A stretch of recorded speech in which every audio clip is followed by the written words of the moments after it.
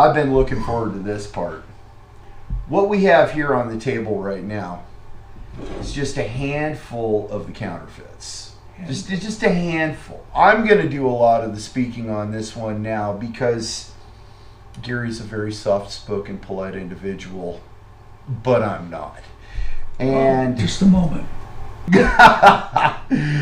There is a story about this particular counterfeit that, for reasons of decorum, I'm going to tell the story. If I get it wrong, Gary will correct me. Yep. And if I get it right, he'll probably just sit there and smile. Yeah. This bar, and I will let him say if he wants to say who the manufacturer is or not. Takkeucci.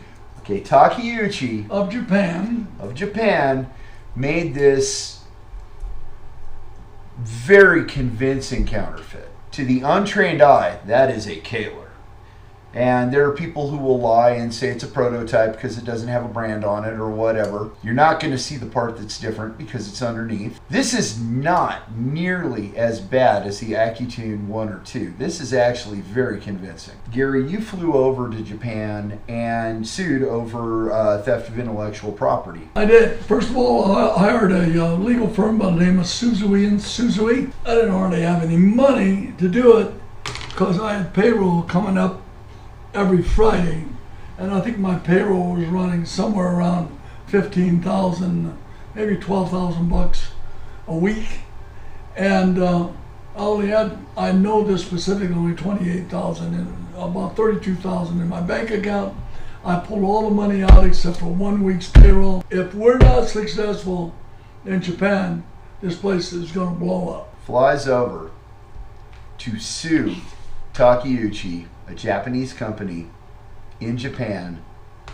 The nerve, the absolute nerve of this ugly American coming over here trying to tell us how to do our thing in our country. When one of the Takkeucci executives was up on the stand, he was like, who even is Gary Kahler?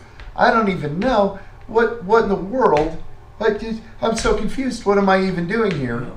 And Gary may or may not have allegedly told his interpreter, tell that guy to go fuck himself in the middle of Japanese court. And he was warned that it was a court of law, and he said, I don't give a shit. Tell that guy to go fuck himself. So his interpreter did, and you were promptly thrown out of court. Well, remember, the interpreter told me we're going to get thrown out of court. Didn't stop you. And the man on the stand was Takkeucci himself.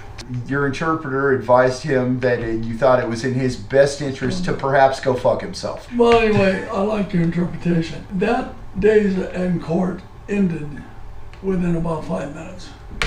I said, we'll come back. The judge said, we'll come back. You got to understand, in all respect to Japanese, they're very, very gracious people. They really are. I have nothing bad to say about the Japanese. But counterfeiters, let's just take out two $100 bills. What does somebody do if they counterfeit $100 bills? Here, this is better than a $200 bill to me because I have hundreds of thousands of dollars invested in this. What I was able to find out after we won in court in Japan, first time ever that I've been able to research to find out, that actually sold over 20,000 of those when I had only sold about 1,200. Now let's just take a moment here too to take a look at the packaging of this thing. I mean, that looks pretty good. Until recently, this is the best Kahler counterfeit I've ever seen. Because if you look at the Accutune 1, it's quite obvious you didn't make it. Now, this one, never installed, brand new, beautiful. You're lucky if there's Zamex 7 in this because you know what? Take a look at this thing that's been installed. Look at how crooked everything is. Look at just what, and I mean, this, it's not pitted from sweat or anything. This wasn't used a lot, but it was used. And the little pin that goes through here and holds the saddles and everything is deformed. Everything about it is just a mess. I'm reminded every single day, ever since that first one ever came out, at how bad that is. There was OEMs that were using that, factories in the United States that were using that. Yep. And then pretty soon end users were buying them. Well, daily we have people emailing, calling, texting. Gee, I lost my fine tuner. I need a fine tuner. Okay, yeah, it's your part number such and such. Time and time again. Well, it won't fit. All this is metric. Everything on there is metric. Mm-hmm. SAE, like those are 632s, little fine tuners. They won't fit in a metric. All I say is the confusion, the absolute financial burden on my company, and the financial burden on the customer that bought it. Some of them. Completely different. Yeah, there's a like in the case of this Russian one right here, it says Kahler on it. Yeah. I had never seen one until you showed me this. Yeah. The saddles are bending. Everything, no clutch. Everything about it's a nightmare. Your parts obviously will not fit on this thing. It's got your name on it. Sure. Well, you can. I can smell it before I even look at it. I swear. Well, they just made some changes. Said, well, we didn't copy Kahler. This is our Kahler. That right there, that's a story that you told me like time and time again. There's a lot of good manufacturers, Japanese. We got Yamaha, Ibanez. I get on the Shinkansen, the very fast train in Japan. The bullet train? A bullet train called the Shinkansen. And I go and I see major manufacturers.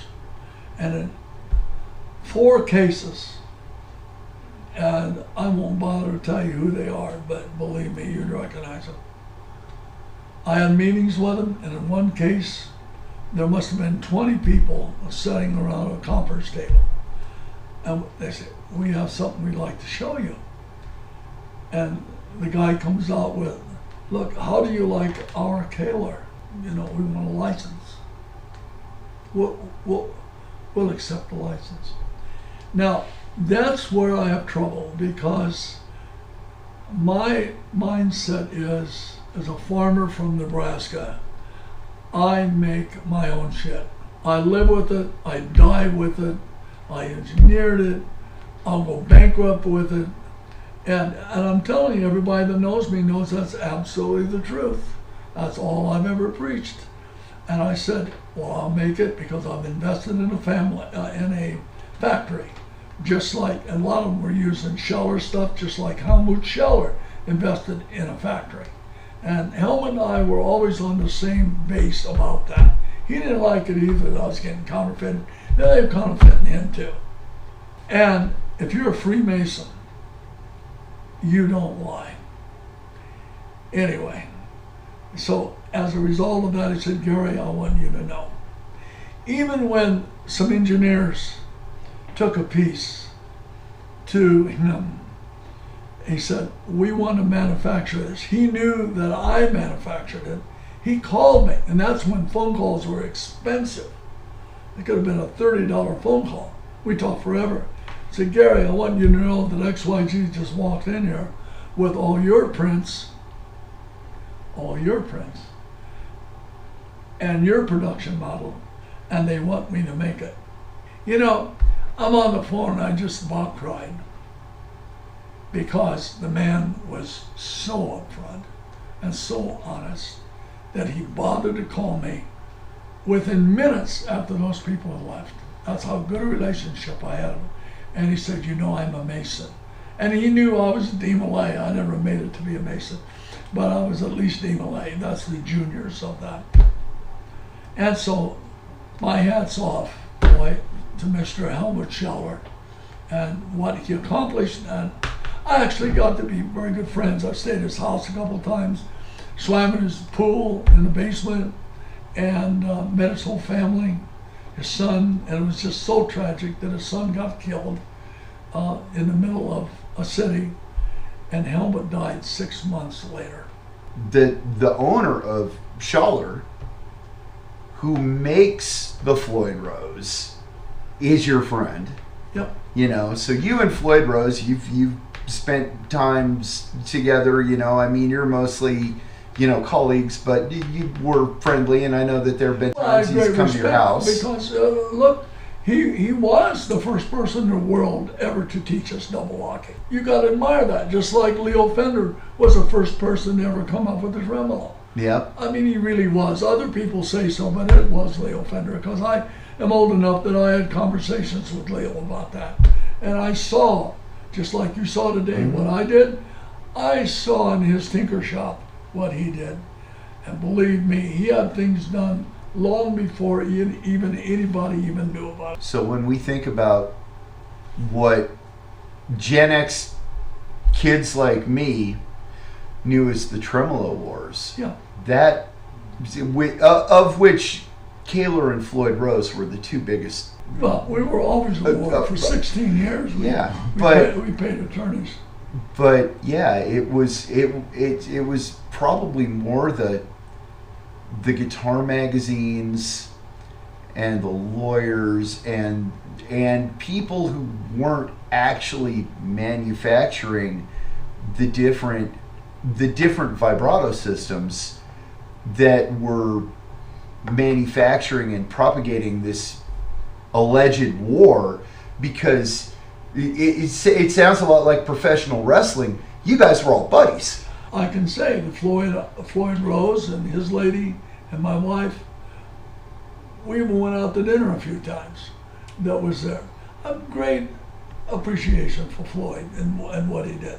One time, I actually flew into Seattle to see him when he lived in Bellevue, and he had a limousine waiting to pick me up at the airport. I think that was really cool. And I stayed at his house, really, really pretty house, and his lady, and they treated me really nice. It was always the case when we were in court. It was never about Floyd. It was his attorneys. All I know is it cost me a fortune, because I had to pay retail dollars for every dollar. And at that time, $300 was $200 to $300 was the regular going rate. A litigator would be $600 to $800. You eat up 50,000, 60, 70,000. All that money cannot go into R&D. It can't go into more efficient tooling.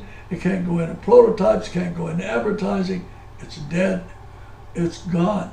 And if you didn't pay it, you'd be out of business. When I lost the lawsuit to Floyd Rose, and the attorneys were all there, and they got a big lien, and this is all common knowledge, it's all in the records, against me. That's when I had stopped for 8 months making stuff.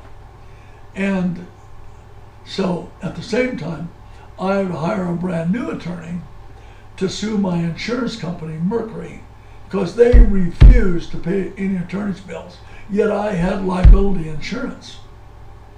And I'm getting sued, and I got to pay all the stuff myself. So I sued the insurance company, so we finally come down to where we won against the insurance company. Now, of course, that contingent attorney I had took half of it all right there. But then what actually happened in the end, and I think Floyd had some influence on this, the other half of the money that we got from the insurance company, we split 3 ways.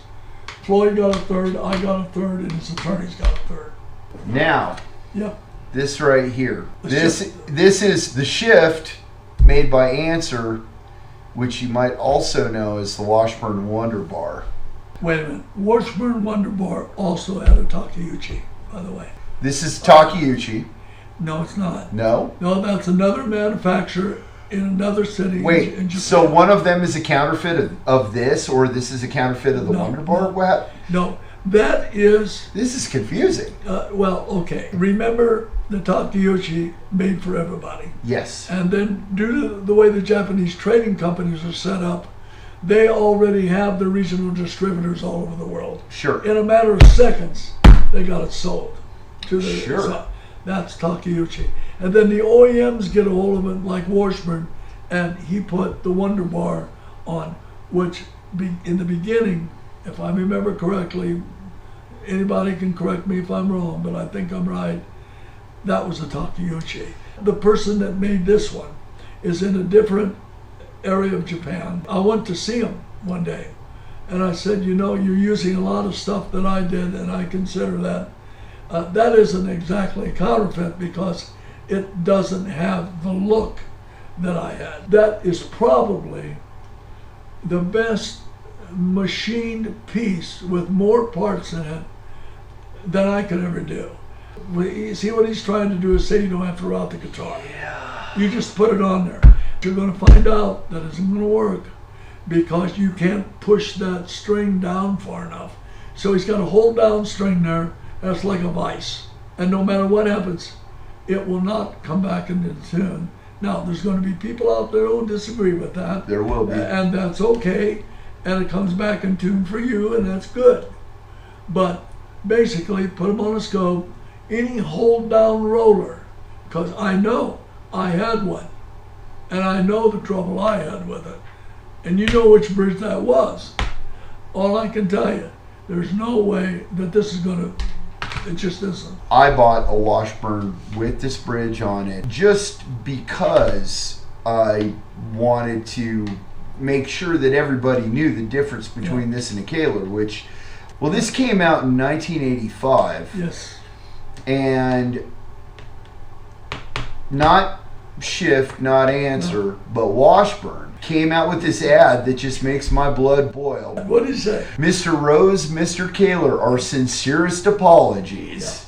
Yeah. And then they just implied that this Rube Goldberg machine, and the other one as well, was somehow superior. And I got to tell you, I hadn't touched one of these since probably about 1988, and I didn't think very much of it. And there's a video on my channel. Well, all I can say is in no way there's too many parts. He's trying to reduce the string down to where it's going to be low enough to be played over the frets, and you can't do that. You lose so much travel when you have this top-down roller. Yeah. The torsion bar inside this thing is so damn stiff, and I haven't found a way to adjust it. No, that isn't an exact counterfeit because it doesn't look like a Kahler. Nope. You know, but he's just using but it's using some of my patents, and I never ever sued that man. I never did because they didn't sell that many of them. Didn't make any difference. No, this was a dog. This failed. However, I'd like to say that whenever I see something that some engineer spent that much time, my God, the engineering that went into that is just outrageous, and the processes that had to go into that is outrageous. Well, and I can respect the effort that the man made. Whoever that. The engineers and whoever paid for that, I got great respect for what they did. Since it's not an exact counterfeit, I didn't want to sue them, and I didn't. Now there are rabid fans for this bridge out there, and I'm certainly not trying to offend or upset any of you. I own one myself, and you know what? I love it for what it is. Yeah. But this is the stiffest bar with the least amount of travel. All I can say about it is it's a nice piece of work. It really is. If it works for you, believe me, use it, enjoy it, good luck, you know. And I'm sincere because I respect all the people that put all that together. I do have no respect for an absolute counterfeit that used all the dimensions that I got, made it look exactly like a Kahler, and said, we're just going to come out and blast you out of the water because they have the money, they have the know-how, they have the distribution. They didn't have to spend almost, I probably spent at least 10 years thinking about that. Yeah. And then it was perfected when I finally quit Tolson Instruments and then put my money in this. And as I made more and more money in what I was doing, I was lucky enough to, first hire about 20 people to do what had to be done.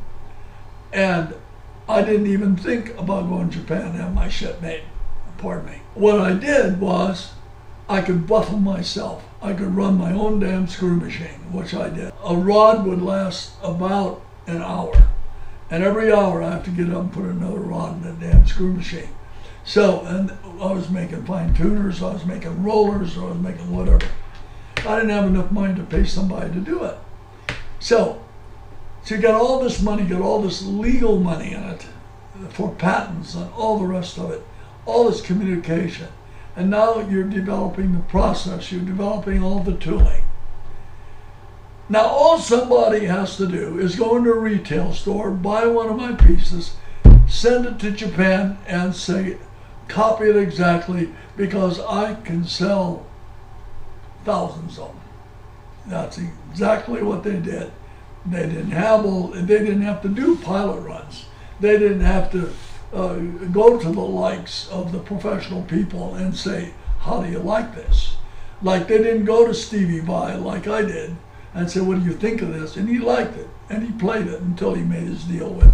And good for him. He made, obviously has to play who he represents. Anybody else that's a kid that would be 18, 19 years old like I was fortunate to go to college, but I had that dream I could do that, just to be slaughtered year after year after year by counterfeiters that have no right to it, to even patent, to pay all the money to the government to have a patent. They don't do it. Damn thing to help you. You know, now I do have an Accutune 1 and 2, which are just horrific pieces of shit. The 2 isn't quite the blatant copy that the 1 is, but the 2 is so much worse. I know the person who was in charge. I know who manufactured it. I won't mention this man's name, but he was a very good friend of mine. And so one day I'm in Incheon, Korea, and this one brother comes to me and says, again, look at this. This is OUR Kahler. What do you think of OUR Kahler? My God, I'm in having war with Takkeucci. It took 3 years to get that done. And I'd hate to tell you, it was well over 70, 80,000 bucks. And Takkeucci never had to pay a cent. All he had to do was quit, because in Japan that was a completely another lawsuit for damages. So I called this man, who was a friend of mine, and I said, I just saw a spitting copy, and you can't do that, because I don't want to end up in trouble with you. Whether or not he was involved in it later, I don't know. But I do know when he did that, I did not see those on the market. So there's a good chance that that manufacturer that was doing it for my friend is the one that came forward and kept selling it. And I'm willing to bet you that probably what they did, because they rebranded it Rock Lock and put the 1 on Arbors and things like that, but you know, the 2 doesn't resemble the 1 and doesn't really look like a Kahler much at all. No, I don't even care, because I so much cherish that conversation. Well, Gary, we just won't do that. And I thought, oh my God, I had dinner that night, and I really praised my friend. I didn't have to fight like every place else. Tell you what, speaking of fighting, counterfeits, really, really blatant, no shame whatsoever counterfeits. No. Here's the new one. If I were you, my blood would boil every time I looked at this thing. You know, every single day at my company, we have to deal with counterfeit parts. We have to tell our customers. Not only that, the people that call in, the first thing we have to say, will you please send us a top shot and a profile shot of what you got. Every damn time. Now, why do we have to do that? We're an American manufacturer. We don't want that customer, because our part didn't work, because it was a Takkeucci and metric. Now, we got the same new deal here, only this is even worse than a Takkeucci. I want you to notice These people are using the Kahler registered trademark, which is registered all over the world and specially registered in China, and Extrem, which is a registered trademark of Kahler. And they're even cheap enough that that's a stencil. That is not even stamped into the plate. We believe we know who it is, which I can't disclose at the moment. This is what you're getting if you buy a Kahler off of AliExpress. That's right. Or Amazon. Or something like that. Even eBay. You gotta look for the stencil, not the indelible mark. And even then, that's no guarantee. I've lost more money to counterfeiters than I have to OEMs that just outright lie. End users, we may have a problem from time to time, but I just gotta say that I literally love the people that play this stuff and make money with it. I love that. And that's why I'll be in business till I die. I'm not going to stop doing it until I check out. Something that I think that you guys should know, Gary doesn't go home. That's true. He sleeps in his chair when he's tired. 85 years old, just had a valve in his heart replaced. Has to go back, maybe get a pacemaker. Works all day from the time he gets up till the time he goes to sleep. Well, we got up at 5 o'clock this morning. 5 o'clock this morning. And what time is it now? Yeah, we'll find someplace to have dinner. We got to go have dinner. 9 o'clock, yeah. And you know what? While his employees are out there working, when he's got a minute, he'll go out there and make them breakfast. Well, we did this morning. Sure did. It was delicious too. And then when everybody goes home and Gary's done doing things in here, he goes to sleep in that chair right over there. Well, for over 20 years, I've slept in a chair only because I was a hell of a racquetball player. I get such cramps at night that if I tried to roll over or anything, it'd wake me up immediately and the legs are cramped up. So when you sleep in a still position where you can't move too much, you don't wake up as much at night. I tell you what, let's do a little lightning round here with a couple really quick things. I'll give you a short answer. Question number one, this is the number one thing that people say that I argue with them about Kahlers all the time. Installed factory on an Ibanez guitar, ever, yes or no? Ibanez has never bought, to my knowledge, has never bought an OEM a bridge for me. And the reason that Phil Collin and Steve Clark had Kahlers was because Phil Collin and Dave Story were good friends. That's absolutely correct. They were real buddies. Whether or not you have to put solder on the ends of your strings to reinforce them, do you have to? Do you not have to? Coming from Gary Kahler himself, do you have to? No, you don't have to do anything. Does it help?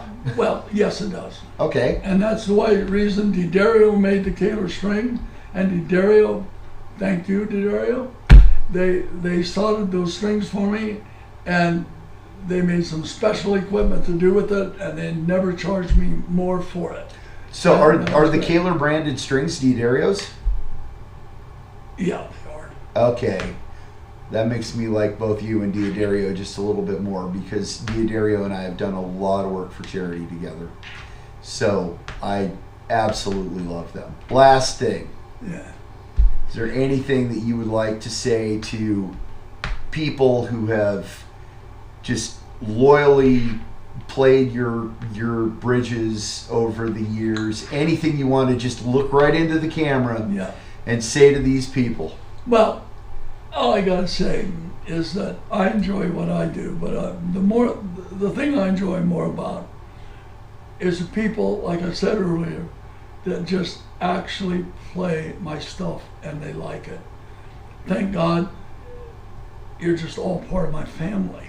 If you looked around my office here, I got all the endorsements, not all of them, but a third of them, from shows and everything else. And I just want to say thank you. Particularly, I don't care if you bought one. I know some people, some end users that have 50, 60 guitars, and they have all Kahlers on them. And you know, the guy that bought one, thank you for that. because I appreciate it, and all the people here appreciate it, because that's how we make a living. I don't care if you're a Democrat or a Republican, we got to get it straightened out so us Americans can stick together. And even the people on the street. Here in Las Vegas, we see people, oh my goodness, when you get off the strip, on every corner, there's people begging for money, or they got this, or they got that. And the homeless that are living. Let me tell you, that didn't have to be. Americans got to take care of Americans. I have really, really, really tried that, and that's why I'm an American manufacturer. Doesn't make me special. That's what I learned when I used to drive that tractor back and forth at the age of 7 and 8. I'm telling you, since a kid. And I love the blue skies. And we just got to think more about where our country's going. And we got to take care of one another. And I believe, although I'm 85, I'm going to live. I'm looking for a new contract for the man. And in the middle of negotiating that. I got to tell you, you know, it's just sitting here going through this, spending all the time and everything. I've heard you mention a few times that, you know, being a simple kid out on the farm. Absolutely. Looking up and seeing a plane go across the sky. I don't know if it's ever occurred to you, with all this stuff, all this traveling and things like that, flying across the ocean to go and do business and sue people for stealing your intellectual property, riding bullet trains. You know how many farm kids you probably have, you've just gone right past and they've looked at that bullet train or that airplane and they've thought the same exact thing. I take my hometown paper, it's called the Fairbury Journal. And I have taken that hometown paper ever since I left. You get to 85, you're not sure what's going to happen. So I've been to Fairbury, got it all paid for, all fixed up, regardless of where I am. I'll be picked up by an international outfit, put in a box, and I'll be sent to the mortuary there in my hometown, because I got such great respect for the freedom that we have in this country. And the parents that raised me, and the sisters that put up with me. In many countries, when you fail, man, you're at the bottom of the ladder for the rest of your life. It's over with. That's the way it is, as I understand it, in a couple countries. So I'm very happy just to be able to sit here in the middle of the night and talk to you. And I think you should also know that this is the first interview I have ever given. I'm still obligated to my employees who deserve to make a living. So, and to myself, because in the last mile of the super marathon, I don't want to fail in the last mile. So I got to get some things done. And we're working on that. And I hope I live long enough to do that, because I'm very lucky to just get through and still be living. Thank you so much, and it's an honor to be the first person you ever gave an interview to. And what an interview too. I mean, it lasted 5 days. The first 3 days were pretty much an audition. Yeah, so I can't say it was an audition, because I like what you do. You reviewed other people's stuff, so it ain't like you just showed up out of nowhere. No, I've, just like you, I have worked incredibly hard against ridiculous odds to get where I am. That's one reason that I have been so comfortable here the entire time. Sure. You've taken great care of me. It's been wonderful. Well, you got to sleep in the office too. That's true, I did. And you know what? The very first day that I got here, we set up the bed wrong, and I took a header into a case full of Kahlers. And I couldn't stop laughing, because I thought, if this is the way that I'm going to check out being killed by a bunch of whammy bars, that's the way I want to go. Well, I'll tell you, it ain't like we got the money and the cash. You could stay in a fancy hotel. I'm way more comfortable here. Well, there's no reason, you see, for you not, because the reason you're here is for us to communicate. And try to get a message that makes sense going into the future. It's just too bad that there's so many people that went offshore just for the benefit of making an extra buck, because they didn't give a damn about the people that are less fortunate than myself or other people who just need a job. And I don't know, what else can you say about that? It's just not right, you know? We're all on this planet with a, and this ain't a pitch from me. I truly believe this. I'm neither a Republican or am I a Democrat, but I am for whomever can put people to work, make them proud people. You know, farmers throughout the Midwest, where I come from, are very, very proud people. And they really work hard in what they do. But there's also a lot of other people in factories that really work hard at what they do. And just because one side can't recognize the other for their hard work or what they do, because they don't understand it, doesn't mean we're all wrong. We're actually all right.